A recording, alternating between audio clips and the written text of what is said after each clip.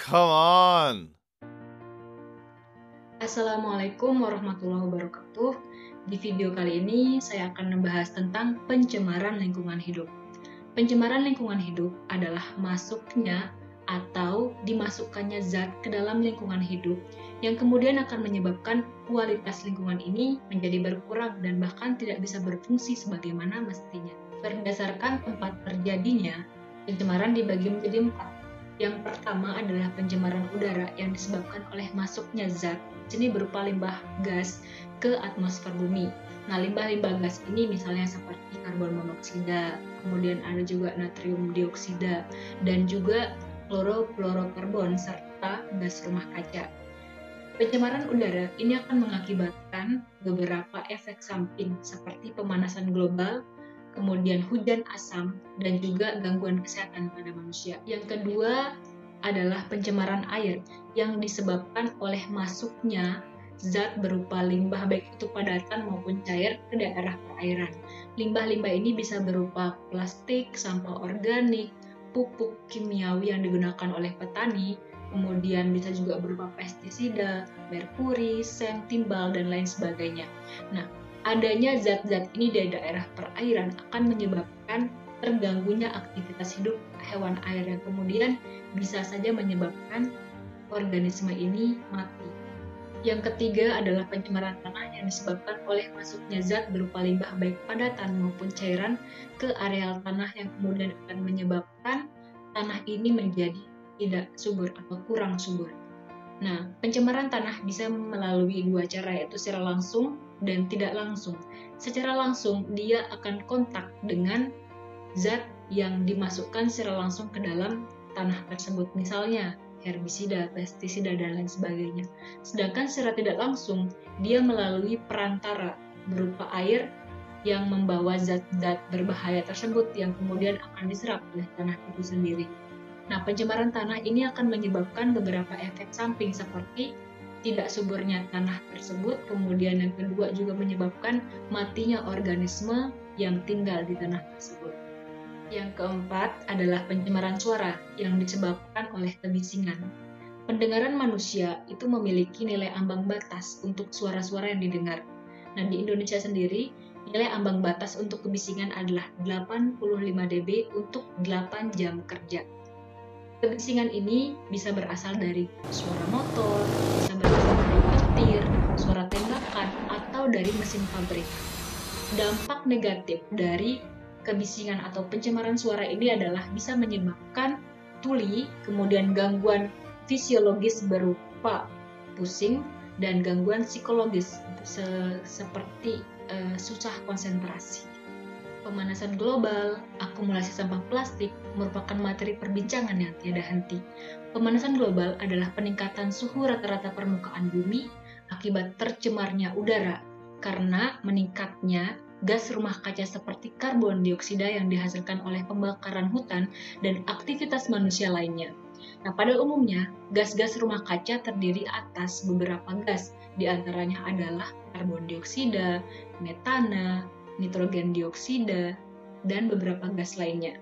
Nah, gas-gas rumah kaca ini akan menyebabkan terjadinya efek rumah kaca. Pada keadaan yang alami atau efek rumah kaca alami, sebetulnya sangat bermanfaat untuk bumi karena bisa menghangatkan bumi. Jika efek rumah kaca tidak terjadi, maka suhu di bumi akan sangat dingin, yaitu sekitar minus 18 derajat Celcius. Dengan kondisi ini, maka semua permukaan bumi akan menjadi es. Kalian pernah dengar nggak sih atau pernah baca tentang efek rumah kaca dan bagaimana proses terjadinya?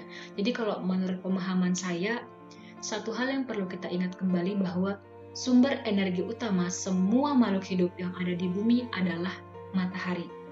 Nah, energi matahari ini salah satunya berbentuk cahaya. Cahaya merambat, menembus atmosfer bumi, kemudian ketika tiba di bumi, dia akan berubah menjadi energi panas. Nah, panas ini nanti akan diserap oleh bumi untuk menghangatkan dirinya. Tapi dia hanya mengambil secukupnya, tidak mengambil sebanyak mungkin. Karena kalau dia mengambil banyak, maka dia akan menjadi panas. Sisa panas yang tidak diserap bumi akan dipantulkan ke atmosfer untuk diteruskan ke luar angkasa. Namun ketika sampai di atmosfer bumi, karena adanya gas-gas rumah kaca, gas-gas rumah kaca tersebut menyerap panas juga. Namun sebagian juga akan diteruskan ke luar angkasa. Nah, terperangkapnya panas di gas rumah kaca atau di atmosfer bumi, itulah yang akan menyebabkan bumi menjadi hangat. Pada kondisi pemanasan global, gas-gas rumah kaca yang ada di atmosfer bumi sangat banyak, sehingga gas-gas ini nanti akan menyerap panas dalam jumlah yang sangat banyak juga. Nah, kondisi inilah yang akan menyebabkan peningkatan suhu rata-rata permukaan bumi. Pemanasan global memiliki dampak negatif bagi kehidupan di bumi. Yang pertama, ini akan menyebabkan mencairnya es-es di kutub yang kemudian akan meningkatkan atau menaikkan permukaan air laut. Kemudian yang kedua bisa menyebabkan kekeringan yang berujung pada gagal panen, juga bisa menyebabkan kebakaran hutan yang sangat dahsyat. Selain pemanasan global, akumulasi plastik juga merupakan masalah yang cukup memprihatinkan. Salah satu contoh adalah akumulasi plastik di daerah laut atau di perairan. Nah, akumulasi plastik ini cukup mengganggu hewan-hewan yang hidup di air tersebut. Mereka akan susah melepaskan diri ketika tersangkut oleh plastik. Dan mereka juga akan susah bergerak karena mata mereka mungkin terganggu untuk melihat jalan yang akan dilewatinya. Selain itu, adanya plastik di daerah laut juga bisa menyebabkan kematian pada hewan-hewan laut tersebut. Contoh kasus yang sempat menggegerkan dunia maya adalah kematian paus sperma yang ditemukan di daerah Wakatobi. Jadi yang cukup menyedihkan, paus ini ditemukan dalam keadaan mati dengan membawa sampah seberat 5,9 kg di dalam tubuhnya. Nah, beberapa hal yang saya bahas tadi hanya sebagian kecilnya saja. Sebetulnya ada banyak sekali kejadian yang disebabkan oleh pencemaran lingkungan hidup. Hanya saja, saya tidak mungkin akan bahas semuanya di dalam video ini. Oh ya, kalian mungkin pernah dengar bahwa hikmah dari wabah COVID-19 itu adalah udara kita mulai terasa bersih karena berkurangnya gas-gas yang terbuang ke udara. Saya berharap semoga kita semua dapat mengambil pelajaran dari apa yang sedang terjadi saat ini. Dan jika nanti Tuhan sudah mengangkat wabah ini, semoga kita juga tetap istiqomah, semangat untuk menjaga bumi kita.